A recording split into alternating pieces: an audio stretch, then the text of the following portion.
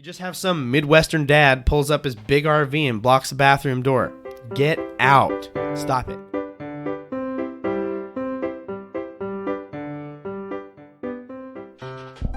Ooh. You hear that toilet seat creak? It's the Best Western toilet seat. Welcome back to Privy. Another episode of Privy Summer. Privycast is a podcast about toilets and bathrooms, recorded this week again from the Best Western Room 222, toilet, bathroom, bathroom, toilet, toilet, bathroom. I'm your host from the Best Western hot seat, Hunter Hoover, and I love bathrooms. They're great. It's Privy Summer. Happy Privy Summer. Hopefully you're doing well. School should be done. Get it out of here for the summer at least. And we are firmly into the official season of summer. For those of you who in your brain are like, but the calendar never said it was summer. I go off summer by the temperature and the weather.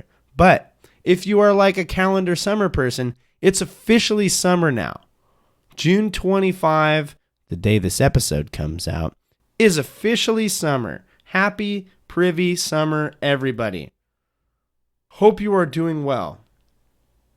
You know, I was told the other day, and it's, we might talk about jingles, but apparently Charmin has a new advertisement with a jingle about going to the bathroom. Checked it out. Thanks for the hot tip, Pastor Ben. And I checked out the jingle. It's pretty good. I do have Privycast does have one formal consideration for Charmin to consider, and that's this: the premise of this jingle is that we can't talk about the shameful leavings that we do in the bathroom. And for Charmin, the shameful things that people put on our paper. So instead of doing that, we're going to write a jingle and sing about it. Now, the jingle's not bad. It's a little fast, but whatever. But here at Privycast, we stand in ardent disagreement with that premise, and that is, everybody goes to the bathroom, and so it's fine to talk about it. It's fine. And if it ever stops being fine, this show might have some problems. So, last time, we talked about how sometimes you have to go to the bathroom when there isn't a bathroom around. And human ingenuity has invented the porta potty for you to do so. Thanks, human ingenuity and Sammy at the docks. But, yeah, mysterious blue liquid, very good. In fact, man, I'm going to share. As the day of recording this episode, I got the astute pleasure of using a porta potty at a wedding, and man, it wasn't fresh, but man, it was a well-kept porta potty, and it was nice to have had because there was a few people at the wedding, and yes, very good. Thanks again from the past. Porta potties, very good. But this week, Privy Summer, one of the things that people might be doing this summer is traveling.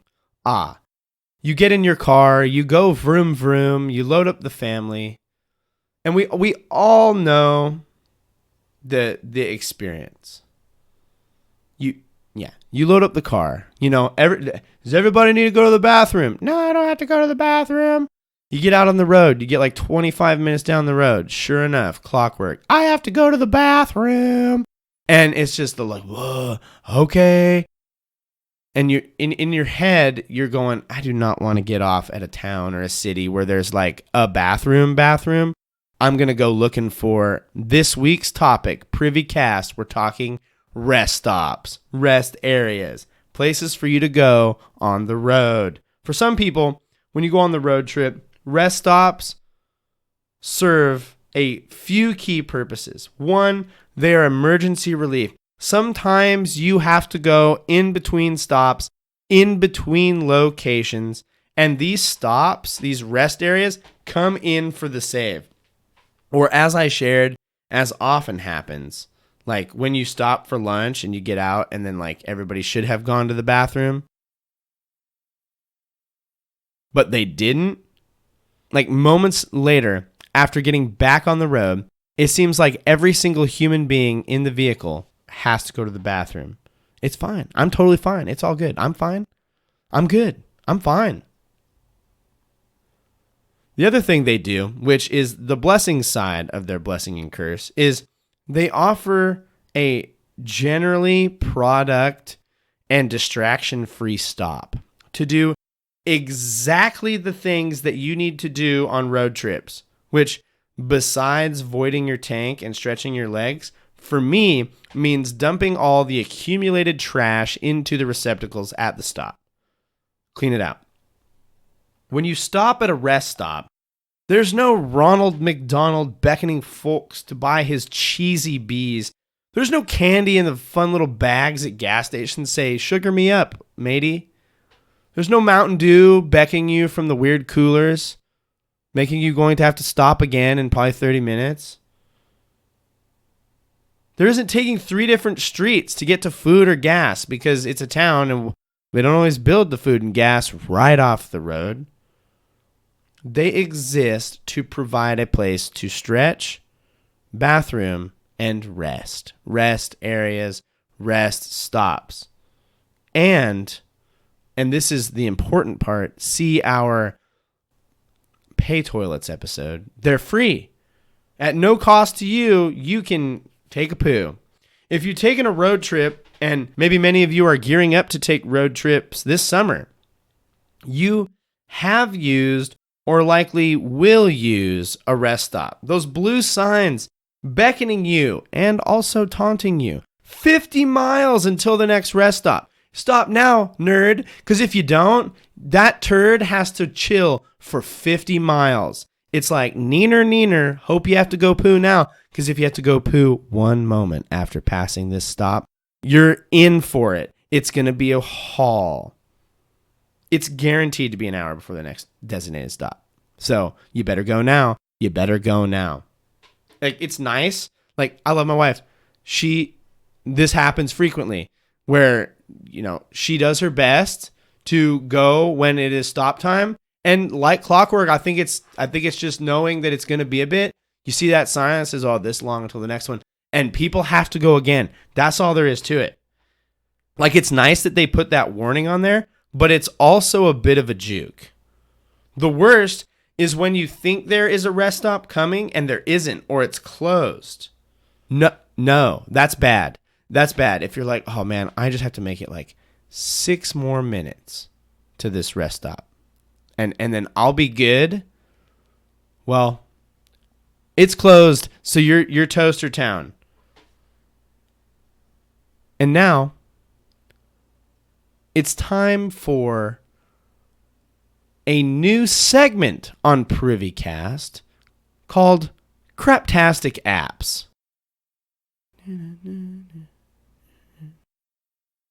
Welcome to Craptastic Apps, where we talk about apps that you use when you craps.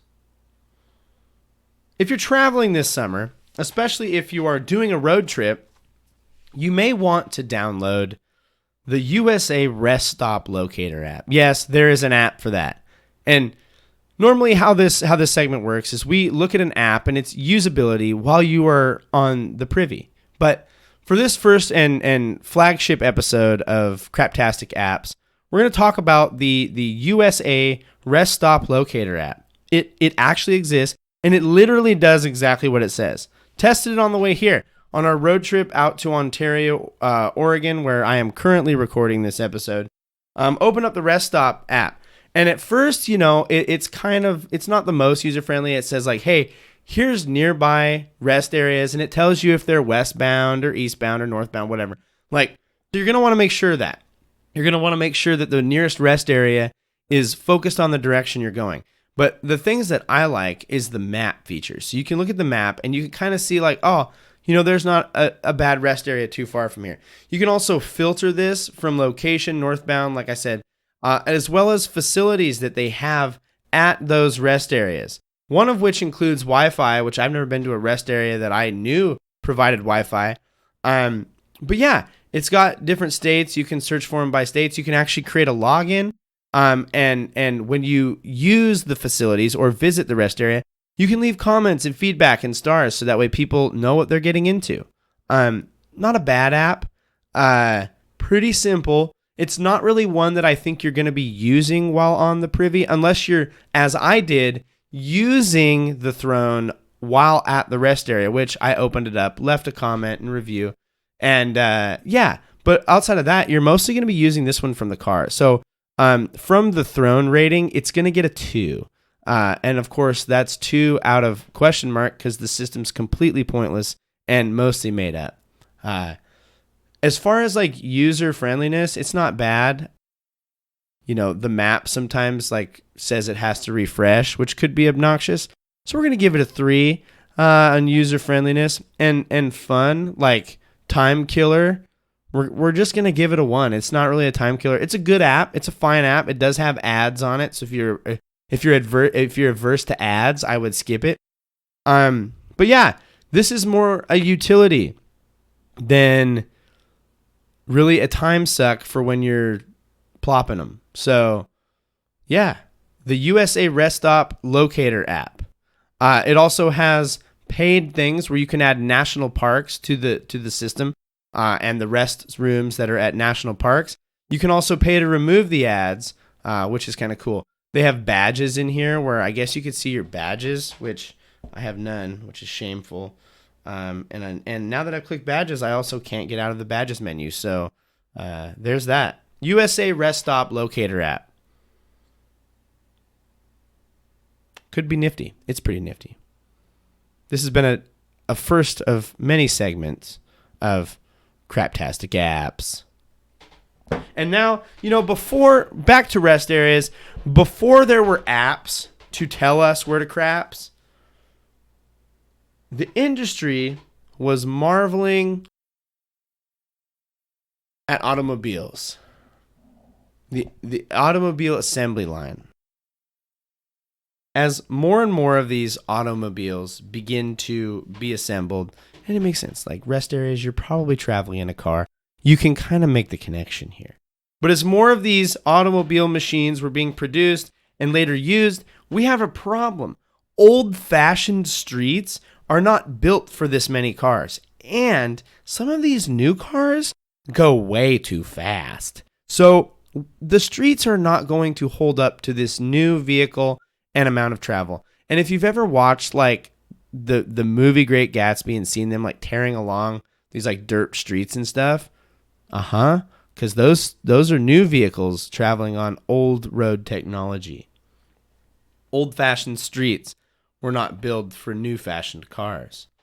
In 1939, a man by the name of Thomas McDonald and his like number one associate on his team, Herbert Fairbank, conceived of the first interstate road system. And they put this conception into a report that they filed to Congress called Toll Roads and Free Roads. It was submitted to Congress, and though the idea of toll roads being used was like completely kiboshed, like no way.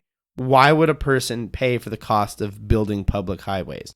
The groundwork and plan was laid for a system of road to essentially stretch maybe one day from sea to shining sea.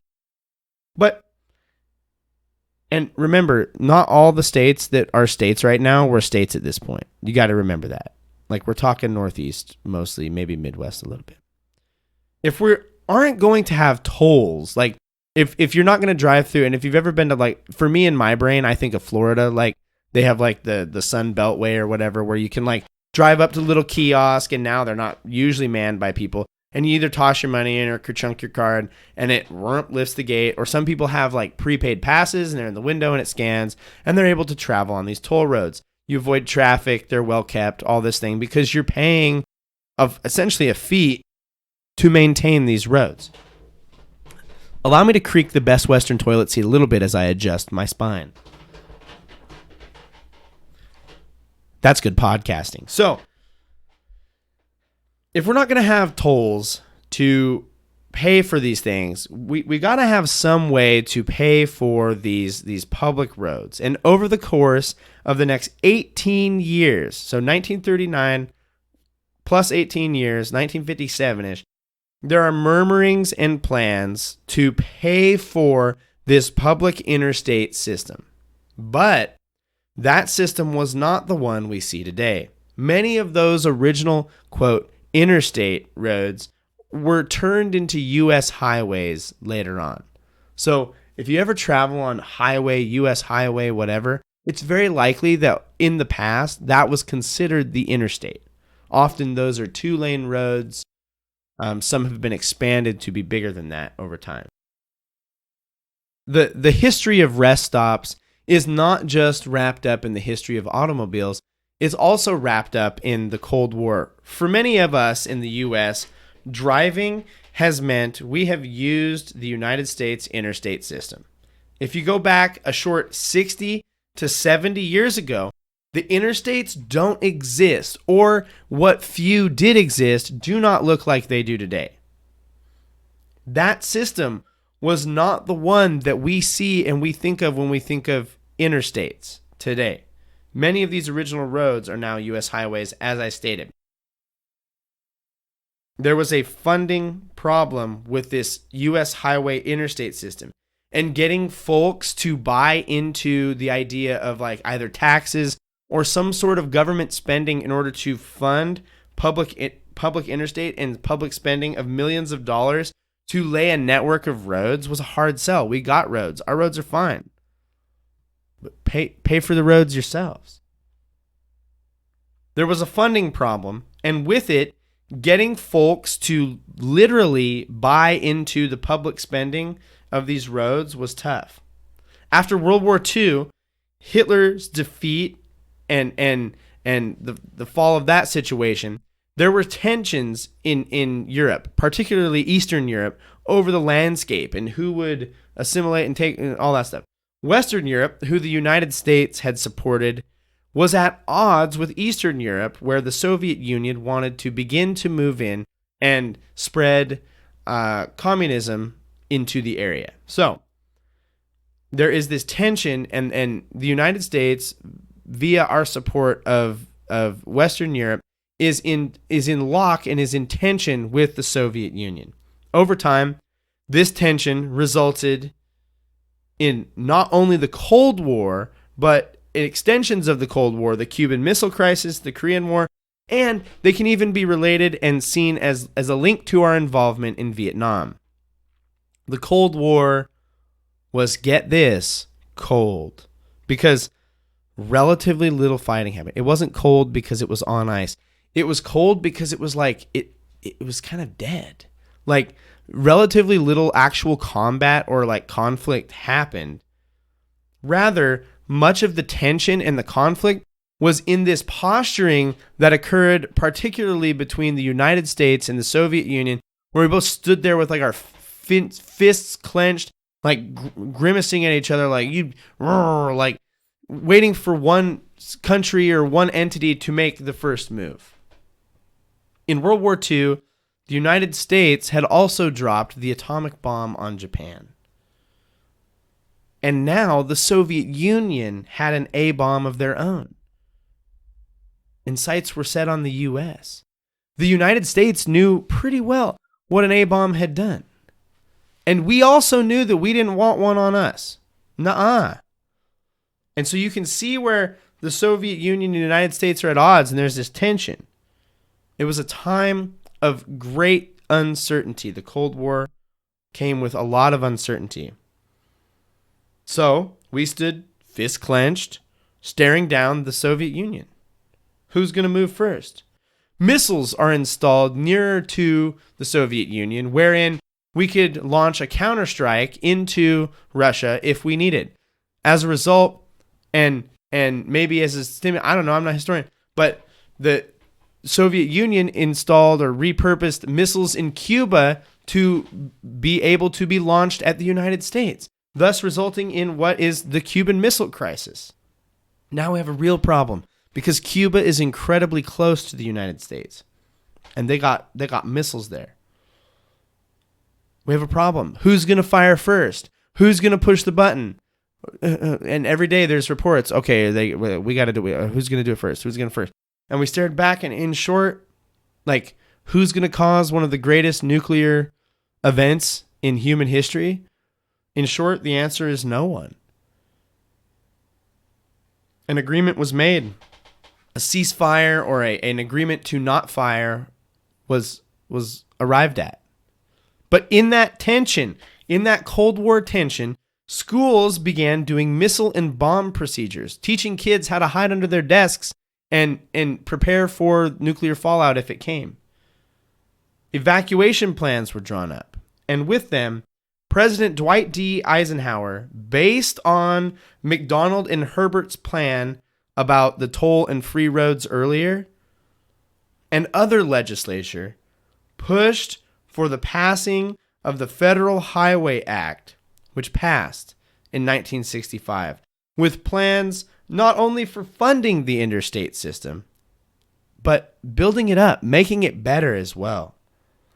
The push that the interstate system needed to get over the funding hump was a Cold War. Tensions and uncertainty allowed the interstate system to be funded. Eisenhower wanted the interstate system to be used as an evacuation tool. If someone drops a bomb on us, we're going to need to be able to get out to different areas of the country to safely and efficiently move people. We need better roads. We have our fast cars. Now we just need unclogged and uncongested roads on which to drive those fast cars to safety. And thus, with fears of bombing, the interstate system was born. The military could also more easily navigate their equipment, and the interstates were regulated and up to code to be able to handle the weight of military-grade machines on their roadways. In fact, when this was first passed, the interstate system was known as the National System of Interstate and Defense Highways. They put the word defense in there to remind the public, this is for your safety. In fears that it would not get passed, they include the word defense, interstate and defense highways, in order to make sure that the funding for this project went through. But what's interesting here is they didn't really need to put defense in it, and nobody knows them as defense highways now, because we know them as interstate highways.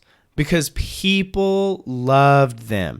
Once they started to put these in, they're like, dude, I can get from one place to another relatively quickly. There's no traffic.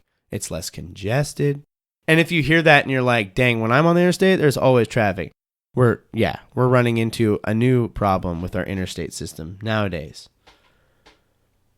People love the interstate system, and with them, driving really, really far. But evacuations, remember, the original purpose for the interstate system, those can take time. It can take time to evacuate people. And if you have thousands and thousands of, possibly even millions of people on a highway at the same time, traveling in one direction away from an event or a catastrophe, they're going to need to hit the privy. And they probably didn't have time to do the, hey, has everybody gone to the bathroom? Check on the way out. They're running for cover. And so safety rest areas were installed, quote, safety rest areas, unquote, were installed as part of the interstate highway system. Originally offering basic roadside bathroom amenities, they've changed over time to the common rest areas we know, love, and have used today. At their outset, these rest areas were crucial. You had to have them. If you went on a road trip, you definitely had to use them. And here's why. In the late 50s, and you might, so you might hear that and you might go, I could go from point A to point B and never set foot inside a rest area. Easy. Here's the thing, not so easy back then. Because essentially Ronald McDonald and Exxon killed the rest area, sort of, or are currently killing the rest area. In the late 50s and early 60s, the idea of chain restaurants and chain gas stations was not really heard of, or if it was not very widespread. Major cities might have the common McDonald's by the 60s or 70s, but 1 every 20 minutes of driving or less was unheard of. Like, your town probably had one maybe, but there was no way that your town had two. And you might drive a considerable distance before you get to the next McDonald's in the major town or restaurant. We're not picking on McDonald's here. Subway, pick your restaurant. But these franchising and like having multiple in every city and one in all the tiny cities in between, that was not a thing. Often, you had to gas up when you saw a gas station. Because if you didn't, there was no guarantee that you were going to get to another gas station in between the one in the major town you're in, or the kind of bigger town you're in, and the next town up the road. Could be a couple hours. And so if you're going a couple hours in between amenities, even if there's little tiny towns in between, these rest areas are crucial, because there was no place to stop in between except for the rest area. You didn't have a guarantee of another Exxon or another Shell or another McDonald's or another Quick Mart. Like, you didn't have that guarantee. And so rest areas are here. But, and it's a big but, as we move into the age of franchises and oversaturation, there's McDonald's and Subways and Burger Kings everywhere. Like, there's a Starbucks all over the place. There's a Walmart in like a lot of the towns. There's something somewhere. Gas stations all over the place. Most towns have multiple gas stations, even in little towns. And so, as these other businesses, these I don't know what the word is, franchise businesses begin to spread and begin to put their shops and their restaurants across the United States along this interstate system, people go, man, McDonald's is staffed with nice employees who clean their bathrooms. And so their bathrooms are going to be cleaner than the rest area. I'm going to use the McDonald's before I go. This is normal now. We get it. It's normal behavior. But as people begin to do this more and more, rest stop and rest area use begins to fall by the wayside. Rest areas, though not always having staff on site, need staff to operate clean and maintain the facilities and grounds. And these are excellent people doing excellent work, and we applaud you, but we also know that funding for your job is likely not what it used to be. With fewer people using the amenities, many of these amenities, these rest areas, have become unused or less frequently traveled or populated. In modernity, there are even states that have discussed actually getting rid of all of their rest areas. Do away with them. If you got McDonald's, why does little Chucky need to go to the rest area? Just hit McDonald's on his way out. And hit the next McDonald's on the way into the next town. The frequency of these stops is not as important as it is in the days of the Cold War. You don't need one every 40 to 50 miles now. Both with lowering concerns of an atomic bomb drop and with more and more access to other amenities, rest stops are less and less essential. They're still very good, but we're lying to ourselves if we need them as much as we did 50 to 70 years ago. We don't. And if something is less essential, it makes sense for the government, which has been funding those things since, again, the outset of these discussions in the 30s, to want to save some money and not fund them in the ways that they have been for the last 80 years or 60 years since they've been built. There was talk by the state of Connecticut to close down all 7 of the rest areas in its highway system. Many of these rest areas are not just in Connecticut, but across the United States are 50 plus years old. Not all of them. Some are old, not as old, but many of them are 50 plus years old. And they're going to need expensive maintenance and upkeep. To shut one of these down, it's estimated, I think it was North or South Dakota, they looked at shutting down a network of 3 to 5 rest areas. So they have rest areas in a chain, and these like set of 3 to 5 rest areas, if they close them down, it would save their state $200,000 a year. Not to mention the cost that they might have one day of redoing the plumbing and making the facilities comply with ever-changing guidelines. You have new guidelines where they have to be handicap accessible and should be handicap accessible. They have new health guidelines that they have to maintain and upkeep. Ones that were probably not in place when these facilities were built in the 50s, 60s, and 70s. It would seem rest stops and rest areas, or at least some of them, may be on their way out. There may be a day where you take a trip and you don't go through a rest area, or you don't go through what I will call a traditional rest area. Because as we're going to see, many of these governments and state-owned locations are going to either be turned over to the private sector where they're allowed to sell goods and services from it, McDonald's at your rest area, or they're going to change them and find a way to generate goods and revenue for the state to generate funds off of. But that's starting to sound a lot like a toll road to me, which was rejected, just saying. If you come to a rest area this summer, there are some general guidelines to follow. And many rest areas, I will note, many rest areas are being turned into like these community or cultural centers, where it began as a rest area and you pull in and now it's a cultural center where you can learn about the history of the area or the state or wherever you're at. There's probably some like merchandise you can buy, bumper stickers, that type thing. And it helps generate not just revenue to pay for the rest area, but it also generates like knowledge and history and an interest in the state itself. It's a good idea. But if you're going to be using these rest areas, there's some general etiquette and guidelines to follow. So outside of bathrooming at rest areas, there's some etiquette. If you plan to sleep in your car overnight at a rest area, look online before doing so. Every state has different rules about whether they allow people to sleep there and how many hours they're allowed to make their stop. The idea is this: make your stop brief, because if it runs out of parking spots, then somebody can't stop to do the rest area. That goes for both parking and bathrooming. Don't chill out in the bathroom. Many people want to get back on the road, so setting up shop and say, I don't know, recording a podcast in the bathroom is probably not a good idea. So if anybody was like thinking about doing that, they should probably not be doing that. It's not an option. As always, if I can give an overlying assumed thing, if you use a bathroom, leave it at least as clean as you found it. Here's why.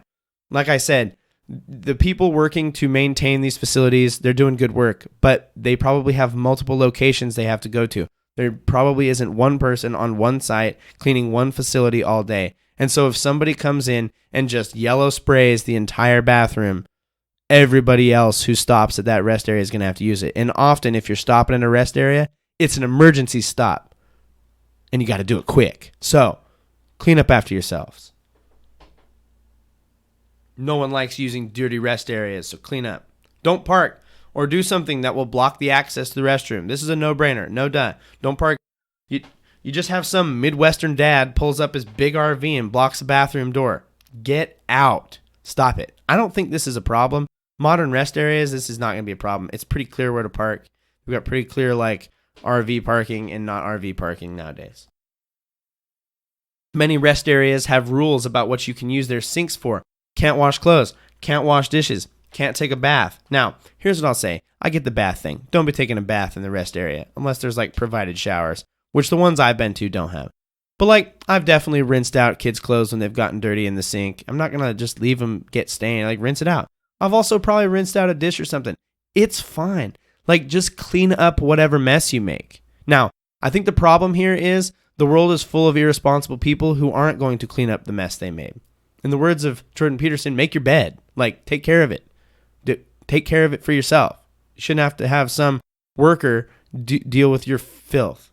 That's all there is to it. Just try your best. Don't smoke in the bathroom. Like, if you got to go take a puff, they usually got puff areas. Puff spots, as you call them. If you have a furry friend, or as some like to call them, a pet, traveling with you, and they drop a puppy log on the grounds, pick it up. That's everywhere, by the way. If you don't own the ground under and onto which your animal defecates, you have to clean it up. It's a rule. It's a rule of society. You just have to. And you know who I'm... If you hear that and you're like, oh my gosh, I think he's talking to me, I am. Clean up your dog poop. Do it. One last etiquette piece here is if you are in the restroom and they are out of supplies, or if the supplies are running low, there is often a number somewhere on the rest area or rest stop grounds for a number to call to let someone know. Let that worker know, hey, you're doing a great job. The bathroom at rest area, and this is why that USA rest area locator app Tell them what rest area. We're out of soap down here, and we need a soap reload. Giving that call is going to save somebody else from running out. It's going to bail a fellow traveler out in a pinch in a big way later on. Rest area etiquette. Just be good to one another. Rest stops. I hope you enjoy a rest stop this summer, and while you're doing so, I hope you, that tension that you're feeling about, oh man, I don't know if I'm gonna make it to the next spot. Just remember, it was much worse, and the Cold War had a lot more tension, and without it, you wouldn't have your rest area. I guess technically it's Eisenhower, McDonald, and Herbert that set this up, but it wouldn't have got pushed forward without the Cold War. So I guess thanks. I don't know. I feel weird doing that. That's whatever. This has been another episode of Privycast. Thank you for joining us. Loved having you. As always, connect with us on social media. We're at Privycast on all social media.